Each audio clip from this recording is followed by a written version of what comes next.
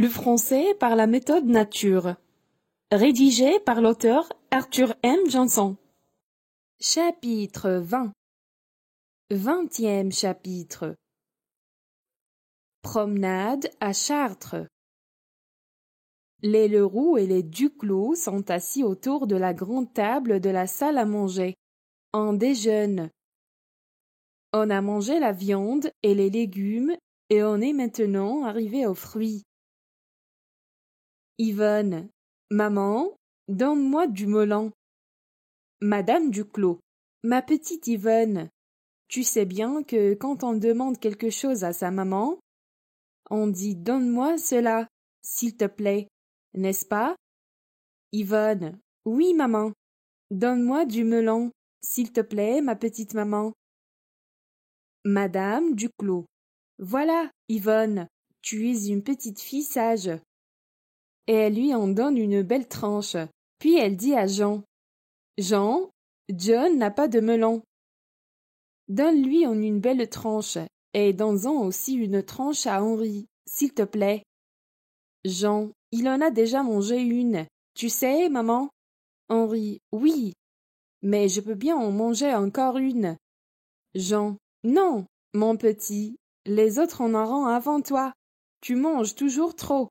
Henri, c'est ma tranche. Jean, donne-la-moi. Madame Duclos. Jean, donne-lui cette tranche-là, s'il te plaît. Mais ne lui donne pas plus de 2 tranches. Yvonne, combien de tranches peux-tu manger, Henri? Henri, moi, je peux manger 10 melons. Nicole, si tu mangeais 10 melons, tu serais malade. Henri, un melon, c'est déjà trop. Henri, donne-le-moi ce melon, et tu vas voir si je serai malade ou non, après l'avoir mangé. Madame Duclos. Non, non, Nicole, je l'ai dit. Ne lui donne plus de melon, il en a assez mangé maintenant. Quand John a mangé sa 2e tranche, Anne Leroux dit à Jean. Jean, John n'a mangé que 2 tranches de melon, et je vois qu'il en reste une. Ne peux-tu pas la manger, John? Si, n'est-ce pas? Jean, donne-la lui. Henri, non, ne la lui donne pas. Il en a déjà mangé 2 comme moi. Et c'est assez. Madame Duclos. Henri, comment peux-tu? Si tu ne peux pas être sage, tu n'auras pas de fruits ce soir et tu n'iras pas à Chartres avec ton oncle. Henri. Oh, maman, ne me dis pas ça. Maman, ma petite maman. Madame Duclos. Bien, bien, tu iras à Chartres, mais à une condition, c'est que tu vas demander pardon à John. Henri. Pardonne-moi, John. John. Ce n'est rien, Henri. Puis à Jean. Jean, je crois que je ne peux pas manger cette tranche. Donne-la lui, s'il te plaît. Jean. Ah non, je ne la lui donnerai pas. Si tu ne peux pas la manger, je la mangerai moi-même. Mais je ne la lui donnerai pas, après ce qu'il t'a dit. Henri ne dit rien, et Jean mange le melon. Après le déjeuner, les 2 familles sortent dans le jardin et les enfants commencent à jouer à la balle. Mais quand ils ont joué pendant 10 minutes, un monsieur qui s'est arrêté devant la grille du jardin appelle Jean. Dites-moi, jeune homme, c'est bien ici que demeure monsieur Charles Leroux? Jean. Mais oui, monsieur, c'est bien ici. Entrez, s'il vous plaît. Le monsieur. Merci, mon ami. Jean, à son oncle qui est dans une autre partie du jardin. Oncle Charles, il y a un monsieur qui te demande. Charles Leroux à Jean. Je viens. À sa femme. Un homme qui me demande qui est-ce que ça peut être. Il va à la grille du jardin, et quand il est à 10 pas de l'homme, il lui dit « Bonjour, monsieur. Vous voulez me parler ?» Le monsieur « Bonjour, monsieur. Je suis monsieur Monet, de Genève. Notre ami Jean-Étienne m'a demandé d'aller vous saluer si je venais un jour en France. Alors je suis venu. Monsieur Leroux, Jean-Étienne est un de mes bons amis. Venez, monsieur, s'il vous plaît, je vais vous présenter à ma femme. Et un moment après, Anne, je te présente monsieur Monet, un ami de Jean-Étienne qui lui a demandé de venir nous saluer s'il venait en France. Monsieur, je vous présente madame Duclos, ma sœur, et son mari, monsieur Duclos. Pendant quelques minutes, on parle de la Suisse, de Paris, des amis de Genève. Puis monsieur Monet dit à madame Leroux: Quelle jolie petite fille! Est-ce la vôtre, madame? Madame Duclos: Non, c'est la mienne, monsieur. Monet: Comment s'appelle-t-elle? Madame Duclos: Elle s'appelle Yvonne. Yvonne, viens, je vais te présenter au monsieur. Yvonne arrive et sa mère la présente. Puis monsieur Monet lui demande: C'est ta petite fille, la poupée que tu as là?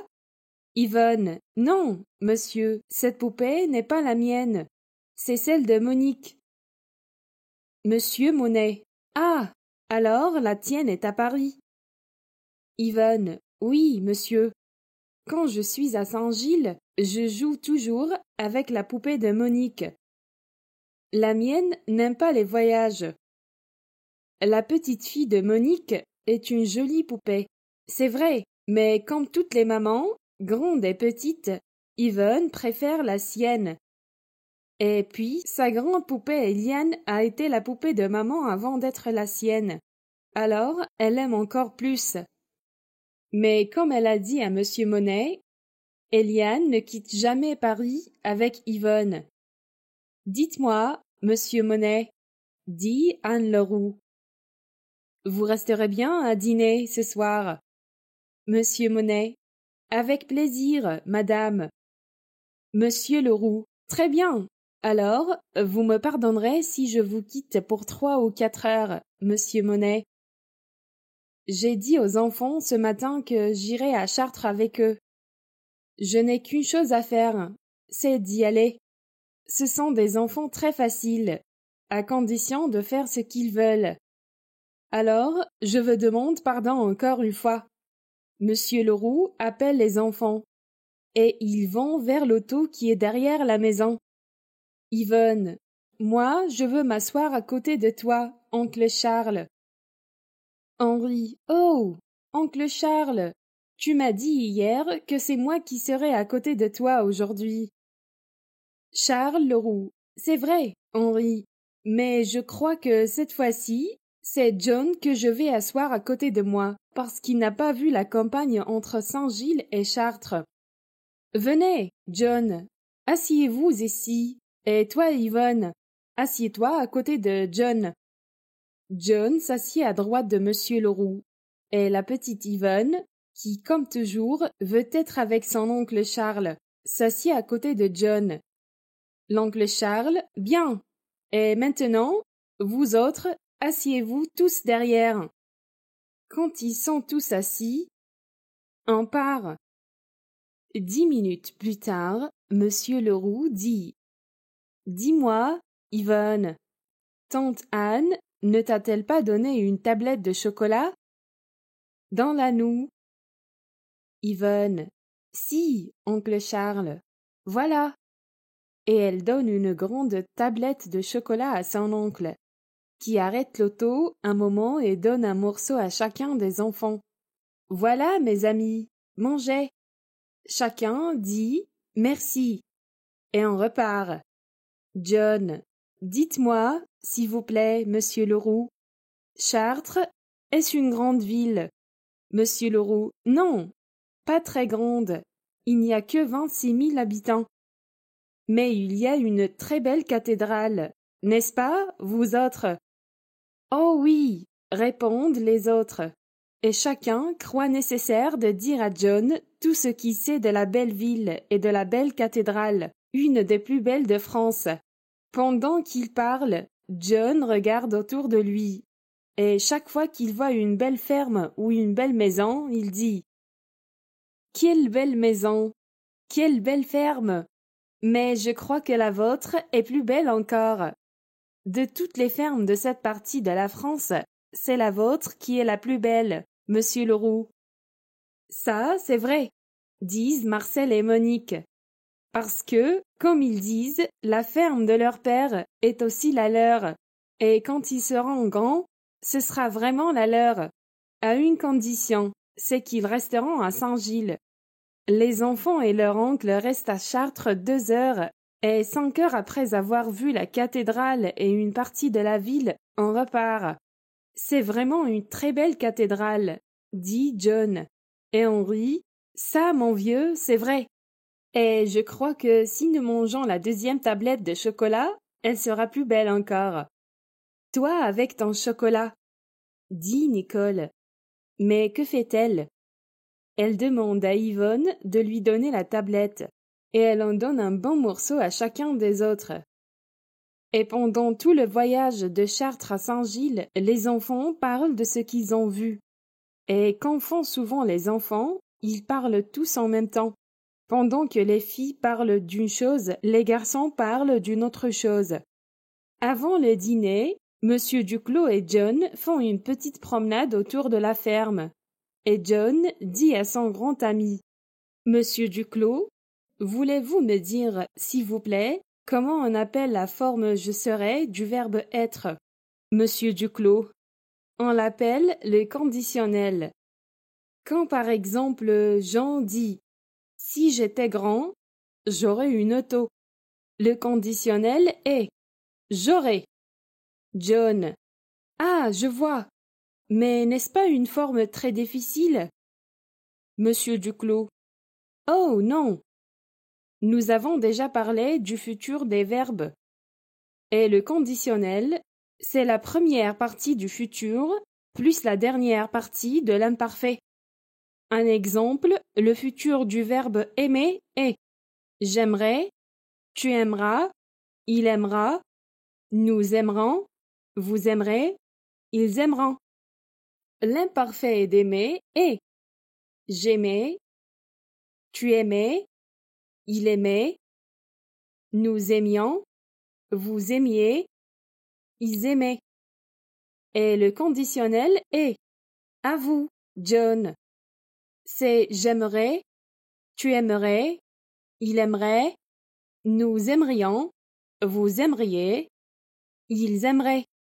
Monsieur Duclos, est-ce encore un peu difficile? Un autre exemple, le futur d'arriver est John, ne me le dites pas, monsieur Duclos. C'est j'arriverai, tu arriveras, il arrivera, nous arriverons, vous arriverez, ils arriveront. Monsieur Duclos est l'imparfait du même verbe. John, c'est j'arrivais, tu arrivais, il arrivait, nous arrivions, vous arriviez, ils arrivaient. Monsieur Duclos, bien. Et alors, le conditionnel?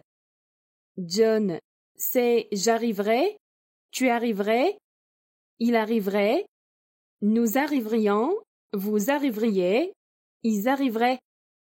Monsieur Duclos, c'est facile, n'est-ce pas? John, pas très facile, mais ce n'est pas vraiment difficile non plus. Monsieur Duclos, donnez-moi un autre exemple de conditionnel vous-même. John, le conditionnel du verbe être? Monsieur Duclos, si vous voulez.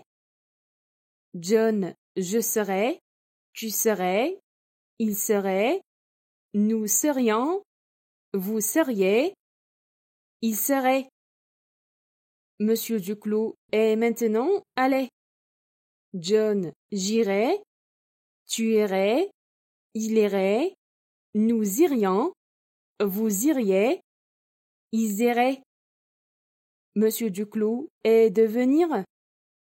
John, je viendrai, tu viendrais, il viendrait, nous viendrions, vous viendriez, il viendrait. Monsieur Duclos, c'est juste, et c'est la même chose pour le conditionnel de tous les verbes. Une partie du futur et une partie de l'imparfait. Et vous avez le conditionnel. C'est facile maintenant. John dit « Merci ». Une dernière fois, puis les deux amis rentrent à la maison. Pendant que John dit un peu de futur et un peu d'imparfait. Le conditionnel de faire est je ferai, tu ferais, il ferait, nous ferions, vous feriez, il ferait. Et alors, je peux dire que le conditionnel, c'est la forme qui dit ce qu'on ferait si, ou à la condition que. Je vois. Et quand pour le futur, si j'ai une forme du conditionnel, j'ai aussi toutes les autres formes.